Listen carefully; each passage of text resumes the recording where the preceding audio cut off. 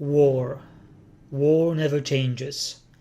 No matter where humanity goes, war always follows, and with it, destruction.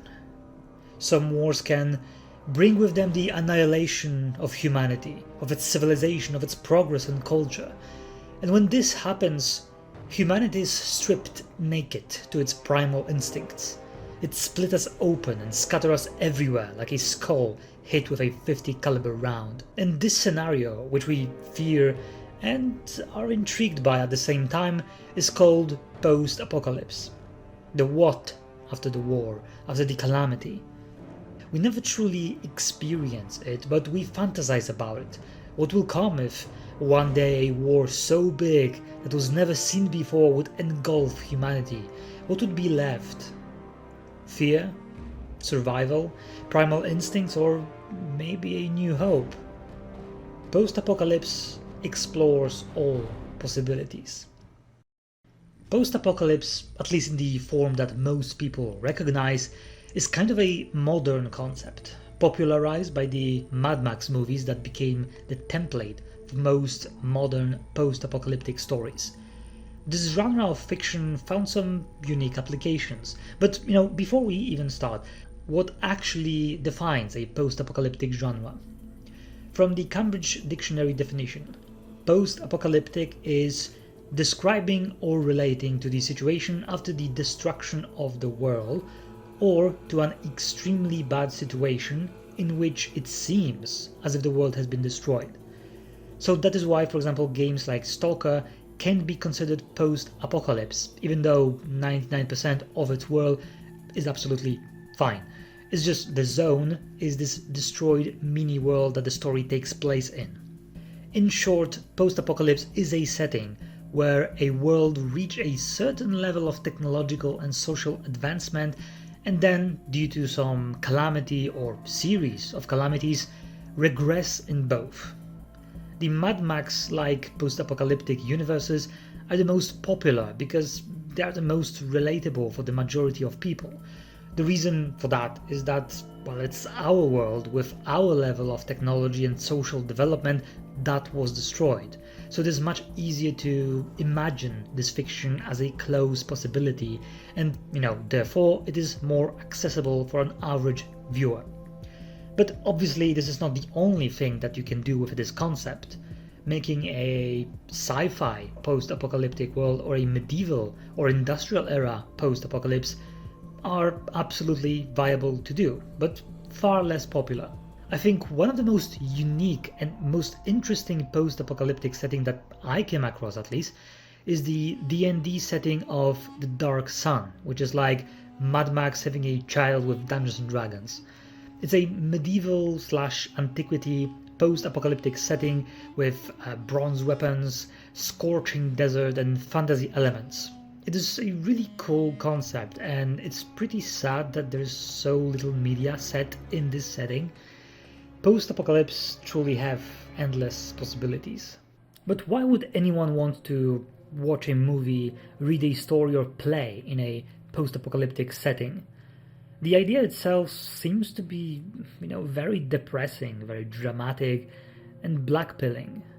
But just like with any setting, it gives a lot of opportunities for great and unique stories. And I would say that even more than most other settings, because in a post-apocalypse, you have a civilization which regress in all fields due to an event or a series of events. And people, or not people, need to adapt and overcome. Some may want to go back to the glory days, longing for what once was. Some may embrace this new reality and relish in it.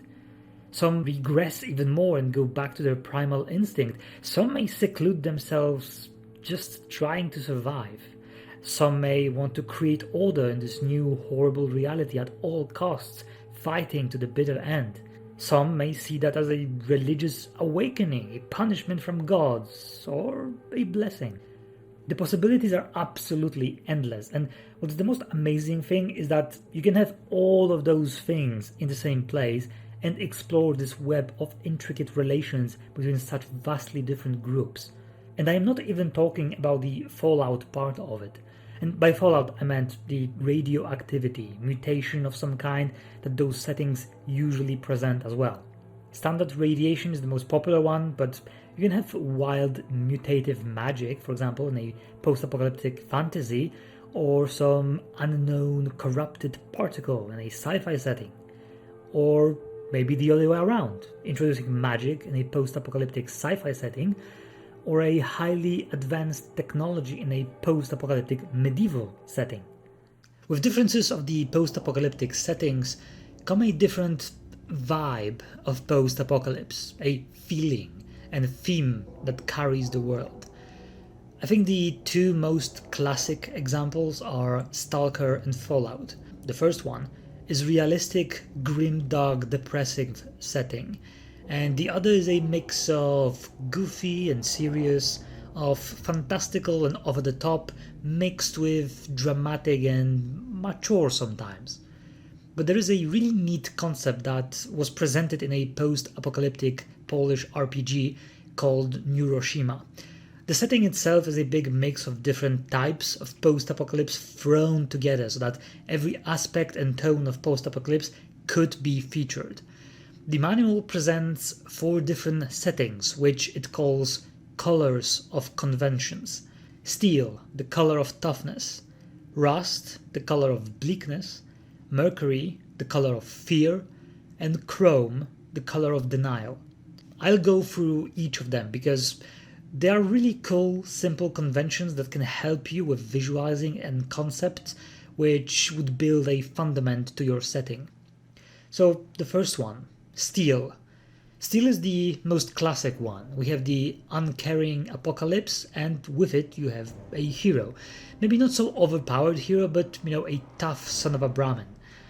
Mad Max is a great example of that one. Yes, the world is a horrible wasteland, but from time to time it breeds tough people who can make things right. Living here is hard, but people manage to adapt in many ways. Maybe not enough to create an advanced civilization, but enough to survive and live decently. The world is not over. We will rebuild. Maybe someday we will come back to the pre-apocalypse world, but this time much wiser for the experience. The second one is Rust. Rust is the depressing one. It presents the concept of undeniable doom, melancholy and nostalgia to the world that will never come back. Humanity lost something in the apocalypse, and we will never be able to get it back. Might as well enjoy your miserable lives in this world. But, at least there is time to read, to contemplate about God and religion, and the meaning of life maybe.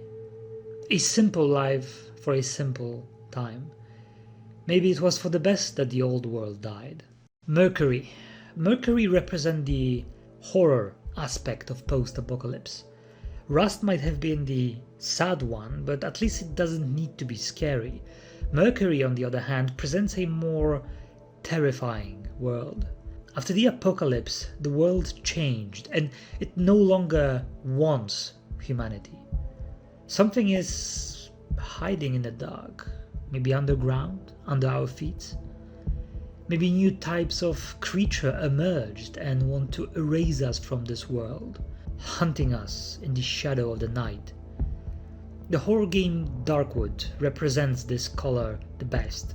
Yes, Darkwood is a horror setting, but it is an end of the world as well.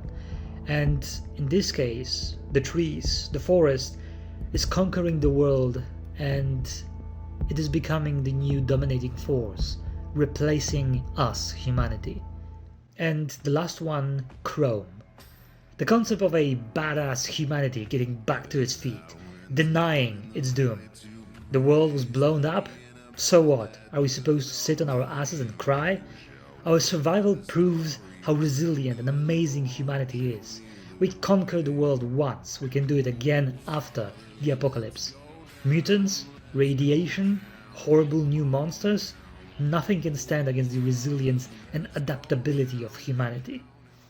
Even though post-apocalypse is very popular, we have plenty of movies, TV shows, games that are set in it, I would say that as a setting it is criminally underexplored, because most content that we have is basically Mad Max formula content. You have the desert wasteland, the lack of resources, you have the crazed scavenger, scrap metal wearing bandits and raiders, but there's so many things that you can do with it. You know, the Dark Sun universe is a great example. I actually love this example because just give me more of that. Give me more of this unique version of post-apocalypse. You know, fantastical post-apocalypse in this example. And with post-apocalypse, you also have plenty of world-building opportunities because you have all those different groups of people that it is only natural that, you know, humanity or different species, if they exist in your post-apocalyptic universe, would split so much. So they would be so different because everyone would have their own interpretation of what happened, why it happened, and how we should act. And the apocalypse, the reason why the world was destroyed, can by itself be a very big, amazing mystery that, you know, your players or your viewers or your audience can explore through your media. Just like, you know, in Morrowind, you have the disappearance of the dwarves. It is not a big part of the main plot of the game, but it is still a very compelling idea that it builds this mystery around the main plot and the main story of the games. Anyway, I hope that you appreciate the value in this video, and just like with my other world building guides, this video is more of an introduction to the subject, this time the subject of post-apocalypse, but every single one of those subjects that I touched upon in my previous videos and here, I would like to expand upon at some point. So if you have any ideas what other like specific detail in this setting I could explore, like what weapons you can, your scavengers and people in your universe should use, or things like that, then feel free to let me know. And that will be all for today. I hope that you will have a great day, and you just need to remember that you are always just one page in one chapter of writing a great story.